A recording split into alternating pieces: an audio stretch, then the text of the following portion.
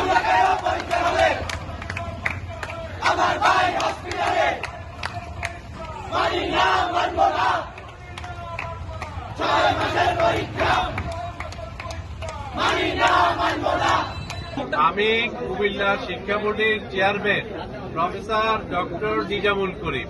আমি ভিক্টোরিয়া কলেজের ম্যানেজমেন্ট ডিপার্টমেন্টের প্রফেসর ছিলাম।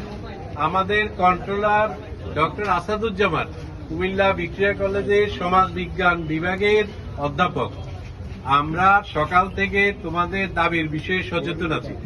আমরা ঢাকায় কথা বলেছি, শিক্ষা মন্ত্রণালয়ের মাধ্যমে কখন পরীক্ষা পরিচালিত হবে, কখন রেজাল্ট হবে, কি সিলেবাস হবে, সব নির্ধারিত হয়। শিক্ষা বোর্ড এই দায়িত্বটা সরাসরি করে না। আজকে আমাদের মাননীয় শিক্ষা উপদেষ্টা আজকে শিক্ষা মন্ত্রণালয়ে যাবে।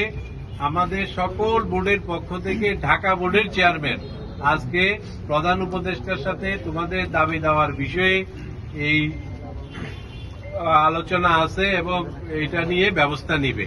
তো তোমাদের যদি কোনো স্মারকপত্র থাকে আমাদের দিয়ে দাও, আমরা এটা ঢাকা এখনই পাঠাই। হ্যাঁ, আর দাবি দেওয়া আমরা জানি, আমরাও চাচ্ছি। আমরা করোনার সময়ও বিশেষ ব্যবস্থা নেওয়া হয়েছিল। আমরা এগুলি সমস্ত বিষয় সকালে এসেই বলেছি যে করোনার সময় আমাদের অভিজ্ঞতা আছে কিভাবে আমরা পরীক্ষা নিয়ে মূল্যায়ন করেছি। এবারে আমাদের কিছু পরীক্ষা হয়েছে, আরো কিছু বাকি আছে। এবং কি সিলেট বোর্ডের ওই বন্যার কারণে পরীক্ষাই হয়নি এগুলো। তো এগুলি সমস্ত কিছু সর্বোচ্চ পর্যায়ে শিক্ষা উপদেষ্টা আছেন, ওনার মহোদয়